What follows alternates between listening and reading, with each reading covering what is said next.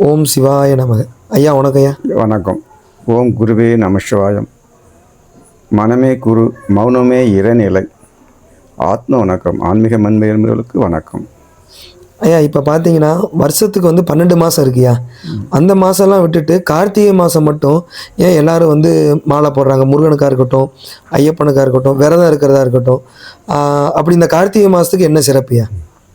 அதாவது கார்த்திகை மாதம் என்பது இப்போ கார்த்திகை தீபத்தை முதன்மையாக வச்சு தான் கார்த்திகை தீபத்தை கொண்டாடுறோம். இப்போ கார்த்திகை தீபம் என்பது எதனால் வந்துச்சு, கார்த்திகை தீபம் ஏன் ஏற்றுறாங்க, அதை நம்ம தெரிஞ்சுக்கணும்.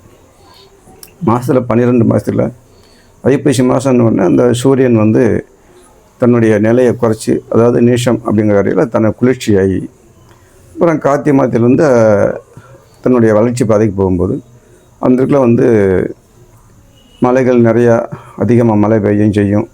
அந்த தண்ணிகள் நீர் நிறையா கிடக்கும். அதெல்லாம் நம்ம மாலை போடுறதுக்காக அது ஒரு தனியாக பேசுவோம்.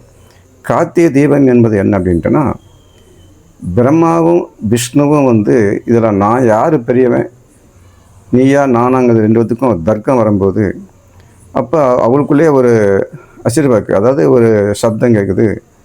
அதாவது என்னைய யார் அடிமுடிக்காங்களோ அவங்க தான் பெரியவங்கன்னு சொல்லி ஒரு அசிர்வாக்கு கேட்குது. அது சிவன் அப்படின்னு சொல்லி அந்த ஒரு நிலையை அவங்க சொல்கிறாங்க.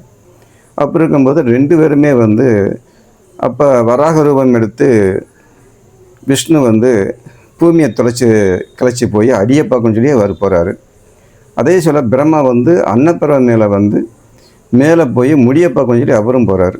இப்படி போய்கிட்டு இருக்கும்போது 2 பேராலையுமே அசந்து போய் அவங்களால முடியாமல் மூச்சு திணறி திக்கு தெரியாமல் அப்படியே நிற்கிறாங்க.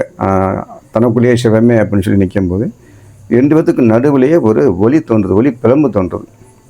அந்த ஒளி பிளம்பு அப்படியேவும் ஒரு தீஸ்வரர் மாதிரி இப்போ பார்க்கும்போது அது எங்கேருந்து வந்துச்சுன்னு யாருக்குமே தெரியல. அப்போ அதுதான் மூலம், அதுதான் பெருசு அப்படின்னு, அதுதான் சிவநிலை எல்லாரும் பார்க்குறாங்க.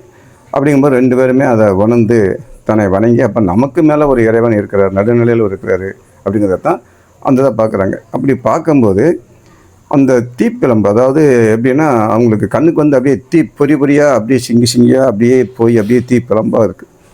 அப்போ இந்த காட்சியை எல்லாருமே பார்க்கணும். அப்போ எங்களுக்கு கிடைச்ச காட்சி அந்த மக்களும் பார்க்கணும். அந்த மக்களுக்கு நீங்கள் காட்சி விடுங்கன்னு சொன்ன உடனே அந்த தீப்பிழம்பாகப்பட்டது. அது திருவண்ணாமலை. அந்த மலை என்பது தீப்பிழம்பாக இருந்து அப்புறம் அது அப்படியே குளிர்ந்து எல்லாத்துக்கும் மக்களுக்கு அந்த மலை சிவனாக காட்சி கொடுத்தது அப்படின்னு சொல்லி புராணத்தில் அதை சொல்லிடுவாங்க. இதுதான் அந்த புராணத்தில் வரக்கூடிய அது. அப்போ அந்த தீபம் தான் கார்த்திகை தீபம்.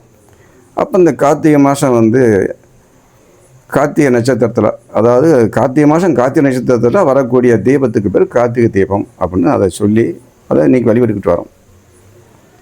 அப்படி பார்க்கும்போது அப்போ ஃபஸ்ட்டு பரணி தீபம்னு வந்தாங்க. அந்த பரணி தீபம் என்பது சிவனுக்காக நம்ம ஏற்றுக்கூடக்கூடியது. அப்புறம் கார்த்திகை தீபம் முருகனுக்காக அதை சொல்லுவாங்க, முருகனுக்கு அந்த மாதிரி. அதே சமயத்தில் ரோஹிணி நட்சத்திரம் வரும்போது விஷ்ணு ஆலய தீபம் அப்படின்னு சொல்லி 3 தான், அதாவது 3 கார்த்திகை 3 தான் செய்வாங்க.